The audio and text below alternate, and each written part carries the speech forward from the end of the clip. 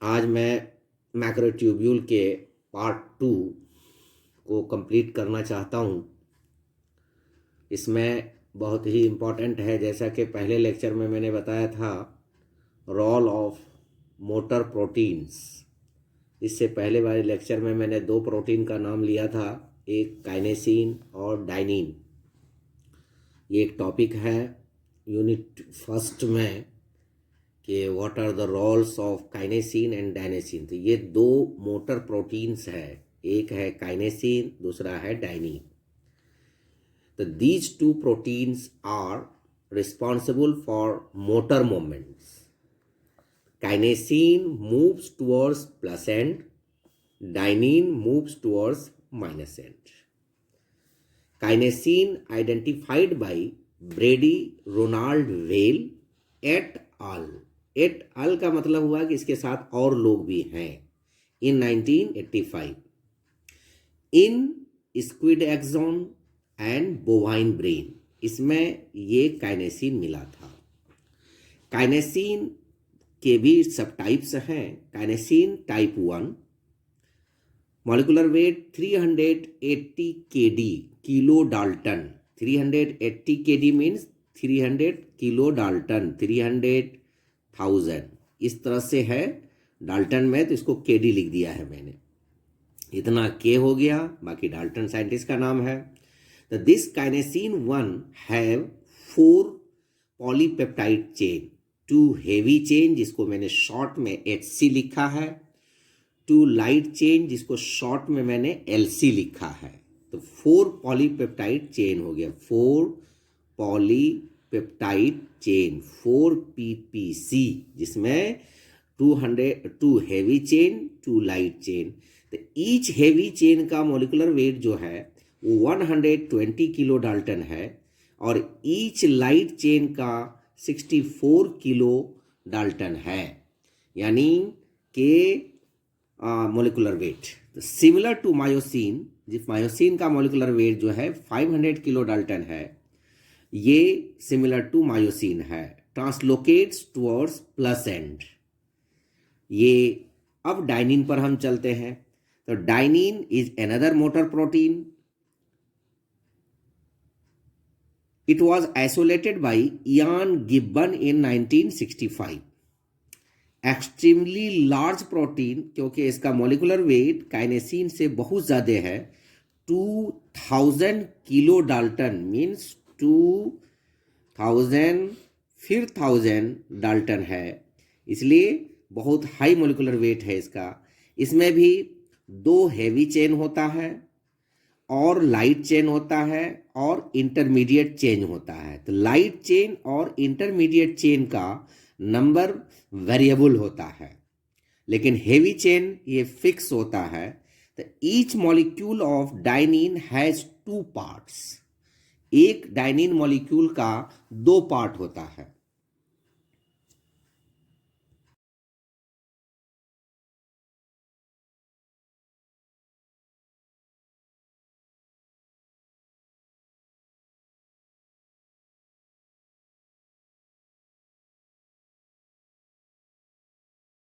Head part जो कि binds ATP and moves मैक्रोट्यूब्यूल्स, यानी हेड पार्ट का काम क्या है, ये एटीपी से बाइंड करेगा, बाइंड करने के बाद अब एनर्जी चाहिए, और ये एनर्जी मैक्रोट्यूब्यूल को मूवमेंट देता है। टेल पार्ट बाइंड्स ऑर्गेनेल्स, जो भी ऑर्गेनेल्स है उससे ये अटैच करता है। तो in case of human being about 45 काइनेसिन is found. In case of human being about 45 kinesins found. The motor domains of plus end directed kinesin at end terminal, क्योंकि ये एक पॉलीपेप्टाइड चेन है, तो एक साइड में प्रोटीन है ये, तो एक साइड में N होगा, एक साइड में C होगा, यानी कार्बोक्सिलिक ग्रुप और एमिनो ग्रुप। जैसे इस साइड में एमिनो ग्रुप है, इस साइड में COH ग्रुप है, तो COH का यानी C टर्मिनस और N टर्मिनस होता है। तो काइनेसिन में 2 डोमाइन होता है, एक प्लस N जो कि N टर्मिनस में होता है, और दूसरा माइनस एन जो कि सी टर्मिनस में होता है, और दूसरी जो काइनेसिन का जो डोमाइन होता है, मोटर डोमाइन, वो बीच में होता है। फिर से मैं रिपीट कर रहा हूं कि the motor domains of plus N directed kinesin, ये एन टर्मिनस, प्लस एंड वाला एन टर्मिनस की तरफ होता है, माइनस वाला सी टर्मिनस की तरफ होता है, और अदर्स जो है उसका सेंटर पे होता है। ये बातें मुझे बतानी थी। डाइनिन में भी साइटोप्लाज्मिक और एक्सोनोमल, यानी ये सेल है, यहाँ पर साइटोप्लाज्म है या सीलिया है, इसमें एक्सोनेम है। ये जो शाफ्ट होता है एक्सोनेम कहलाता है। तो चाहे तो ये साइटोप्लाज्म में होगा या एक्सोनेम में होगा। तो द टेल रीजन में कैरी कार्गो, यानी ट्रांसपोर्ट में मदद करता है। तो dynein carry cargo towards nucleus, यानी ये न्यूक्लियस है, ये इस तरफ कैरी करता है, और काइनेसिन जो है ये पेरीफेरी की तरफ कैरी करता है। काइनेसिन का काम क्या है? जो कार्गो को, यानी सामान को, यानी चीज़ों को, यानी वेजाइकल्स को, यानी ऑर्गेनेल्स को, ये क्या करता है? टुवर्ड्स द न्यूक्लियस ले जाता है। कौन? डाइनिन। और काइनेसिन क्या करता है? पेरीफेरी ऑफ द सेल, यानी अवे फ्रॉम द न्यूक्लियस की तरफ ले जाता है। Cargo transport and intracellular organization. अब इसका क्या फायदा है, क्या मतलब है, जो कि हमने टॉपिक ही लिखा है, role of motor proteins means role of kinesin and dynein. ये दो बहुत ही इंपॉर्टेंट मोटर प्रोटीन्स है जिसका हम बयान कर रहे हैं। Helps to carry organelles, helps in positioning ER and GA. ER means endoplasmic reticulum, GA means Golgi apparatus. यानी साइटोप्लाज्म के अंदर इसका पोजीशन फिक्स करते हैं या पोजीशन पर ले आके रखते हैं या पकड़े रखते हैं। ये कार्गो ट्रांसपोर्ट और इंट्रासेलुलर ऑर्गेनाइजेशन का काम है। Movement of mitochondria from cell body to axon, cell body to axon, ये जैसे ये सेल बॉडी है, ये एक्सॉन निकला, अब यहां से माइटोकॉन्ड्रिया को इस एक्सॉन की तरफ लेके आएगा। इसमें भी ये कार्गो ट्रांसपोर्ट यानी डाइनिन ही मदद करता है। Movements of endocytic vesicles, movements of endocytic vesicles from axon to cell body means ये सेल बॉडी है, ये एक्सॉन है, यहां से क्या कहते हैं कि एंडोसाइटिक यानी सेल के अंदर जो वेजाइकल्स है उसको ये सेल बॉडी की तरफ लाता है। Neurotransmitter carried from Golgi apparatus to axon. अब यहाँ पर इसके अंदर भी गोल्जी एपरेटस है, माइटोकॉन्ड्रिया है, तो अब यहाँ से ये एक्सॉन की तरफ जो न्यूरो ट्रांसमीटर एक्ट करेगा उसको भी यही हेल्प करता है। और ये काइनेसिन करता है। कौन करता है? काइनेसिन करता है। तो kinesin 1 moves actin mRNA in fibroblast, kinesin 2 moves mRNA to cell cortex. Positioning of Golgi apparatus ये डाइनिन के हाथ में है। पोजिशनिंग ऑफ एंडोप्लाज्मिक रेटिकुलम ये काइनेसिन 1 के हाथ में है। अब कुछ क्या कहते हैं माइक्रोट्यूब्यूल्स अफेक्टिंग मेडिसिन्स या ड्रग्स हम बता रहे हैं स्पेसिफिक।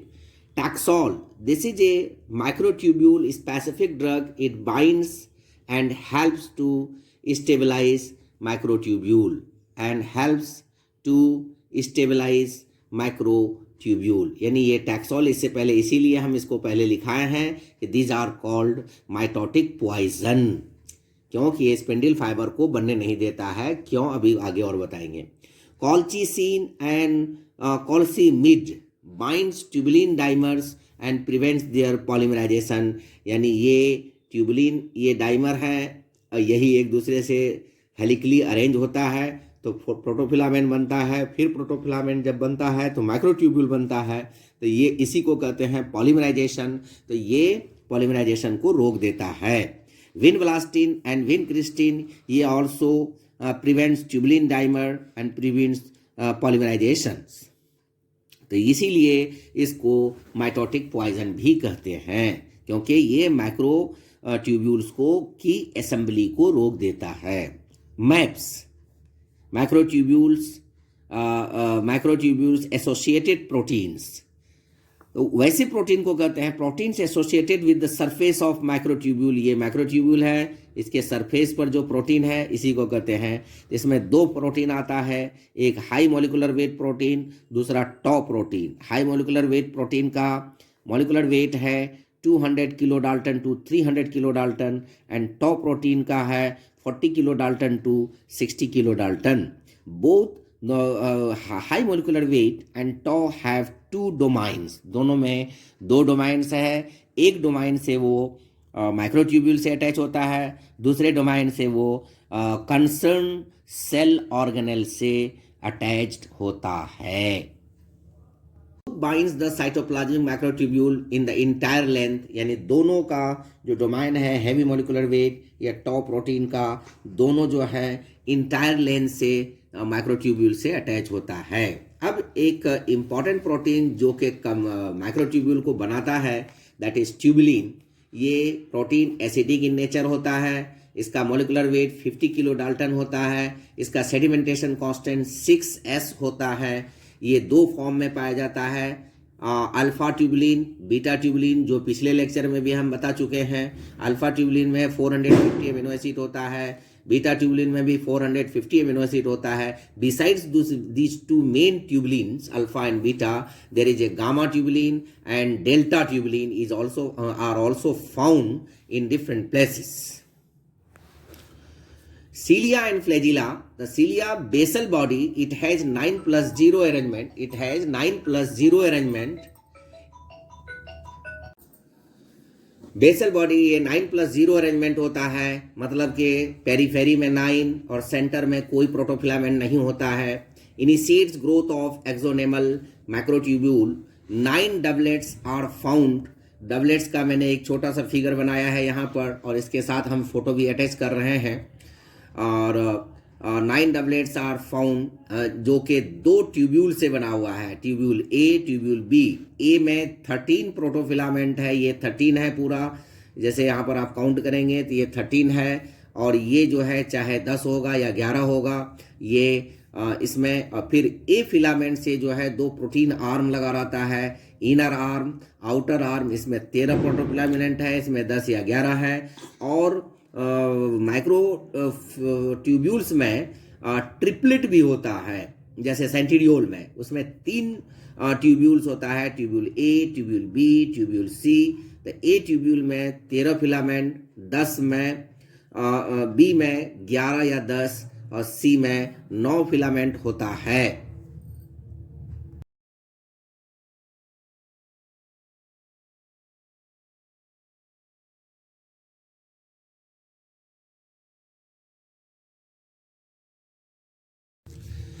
डाइनिन, जैसा कि मैंने पहले कहा कि डाइनिन में हेड एंड टेल 2 पार्ट होता है। तो head part binds to a tubule, जैसा कि मैंने अभी बताया था, ये ए ट्यूब्यूल है, ये बी ट्यूब्यूल है।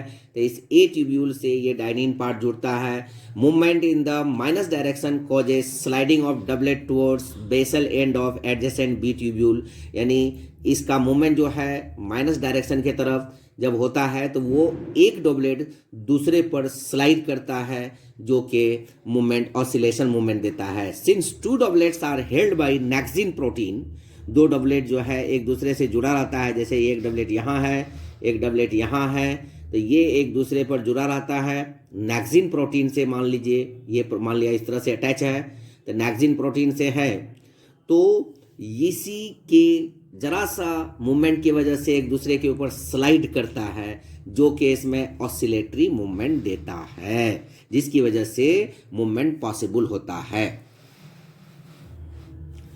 अब फंक्शन पर हम आते हैं। फंक्शन हम शॉर्ट में लिखे हुए हैं, इससे आपको एक्सप्लेन करना है। जैसे साइटोस्केलेटन, तो जैसे microtubule, microfilament and intermediate filament, ये तीनों मिलकर के सेल को स्केलेटन देता है, सपोर्ट देता है, डेफिनेट देता है, शेप देता है। तो इसीलिए ये साइटोस्केलेटन का काम करता है। दूसरा, जब साइटोस्केलेटन होगा तो शेप होगा। तीसरा, सेल पोलैरिटी एंड मोटिलिटी। इससे पहले जैसे प्लस एंड माइनस एंड में हमने बताया है पिछले वाले लेक्चर में, components of cilia, basal bodies, centriole basal bodies को हमने बीबी लिखा है। क्रोमोसोम मूवमेंट, जब सेल डिवीजन होता है तो सेपरेशन ऑफ सेल क्रोमोसोम होता है, उसके बाद वो दोनों क्रोमोसोम जो है अपोजिट पोल की तरफ मूव करता है due to contraction of microtubules और माइक्रोफिलामेंट्स। सेल मूवमेंट भी होता है, साइकोलॉजी इंट्रासेलुलर ट्रांसपोर्ट अभी पीछे मैंने बताया, सेल प्लेट फॉर्मेशन में भी इसका मदद रहता है, सेलुलोज मैक्रोफाइब्रिल्स और इंजेक्शन में। जहाँ तक पॉसिबल हुआ मैंने शॉर्ट में मेन बातों को बताने की पूरी कोशिश किया है। मुझे उम्मीद है कि आपको ये लेक्चर पसंद आएगा। ये लेक्चर अगर पसंद आए तो दूसरे जगह लाइक करें, शेयर करें, सब्सक्राइब करें और इसका नोट्स बनाए चुके, इसी से हम टेस्ट लेंगे। Thank you.